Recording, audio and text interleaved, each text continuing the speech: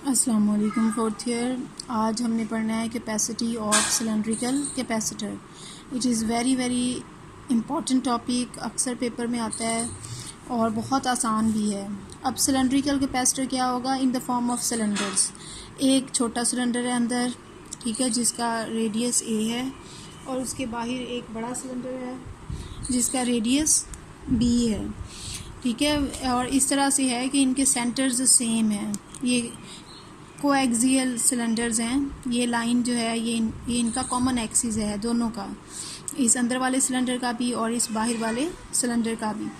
अब एक दरमियान में डॉटेड लाइन से भी एक सिलेंडर बना हुआ है। ये असल में हमने ली है Gaussian surface in the form of cylinder, और इस गॉसियन सरफेस का रेडियस है R, which is greater than radius of inner cylinder A but less than radius of outer cylinder B.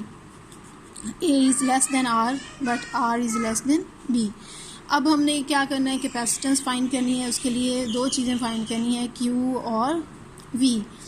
सबसे पहले हम V फाइंड कर लेते हैं। तो आप देखें, इस पर हमने गॉसिस लॉ अप्लाई करना है। गॉसिस लॉ ये कहता है कि epsilon naught E dot D A is equal to Q। यहाँ पे देखें, अगर हम ये सरफेस लें तो हर जगह पे ये इस सरफेस के लिए जो डी ए है ये भी आउटवर्ड है और जो ई है ये भी आउटवर्ड है, यानी ई और डी ए जो है ये आपस में क्या हैं? पैरेलल हैं। तो जब ये आपस में पैरेलल हैं, हम इस ई डॉट डी ए को हम ई डी ए लिख सकते हैं, और इसको अगर हम इंटीग्रेट कर लें तो ई वैसे ही कांस्टेंट था, तो D A is equal to A आ जाएगा, यानी total area of the Gaussian surface. तो 1/एप्सिलॉन नॉट इंटू क्यू आ गया।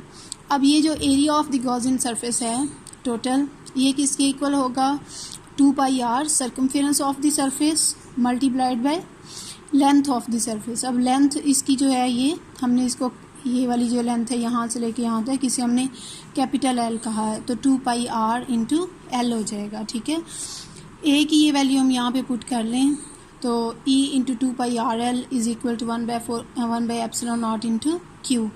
यहाँ से E जो है इलेक्ट्रिक फील्ड वो Q over 2π epsilon naught RL के इक्वल हो जाएगी। वेक्टर फॉर्म में लिखेंगे तो यहाँ वेक्टर और यहाँ पे भी साथ R कैप आ जाएगा। अब देखिए E आ गया, इससे हमने क्या फाइंड करना होता है? V। अब वोल्टेज जो है, पोटेंशियल डिफरेंस इस कैपेसिटर के लिए, कैपेसिटर की दोनों जो सरफेसेस हैं सिलेंड्रिकल सरफेसेस B और A, उनके दरमियान में minus B to A E dot D R. ये हमने लिमिट्स ये क्यों ली हैं? क्योंकि हमने ये इसका है, इन दोनों के दरमियान वाला लेना है ना। इलेक्ट्रिक फील्ड भी इन दोनों के दरमियान में थी, इस सरफेस से लेके इस सरफेस तक। तो इसका जो रेडियस है वो B है और इसका A है, तो B से लेके A तक तो E डॉट डी आर है। अब इसे हम लिख सकते हैं minus B to A। E की वैल्यू पुट कर दें जो भी हमने फाइंड किए, Q और 2π epsilon naught RL R cap, और डी आर को भी हम इस तरह लिख सकते हैं R cap into D R magnitude. अब R cap dot R cap equal to 1 हो जाएगा। डी आर ओवर R लिख लें और बाकी सारी चीज़ें कांस्टेंट हैं, उन्हें इंटीग्रेशन से बाहर ले जाएं। और यहाँ पे डी आर ओवर आर जो है आपको पता है लॉग ऑफ आर के इक्वल है। इसमें लिमिट्स पुट करें, लॉग ए माइनस लॉग बी हो जाएगा, या ये जो माइनस साइन बाहर था इसको अंदर ले आएँ तो ये लॉग बी माइनस लॉग ए हो जाएगा, ठीक है। इस माइनस साइन को उधर ले आएँ, ये नेगेटिव हो जाएगा, ये पॉजिटिव।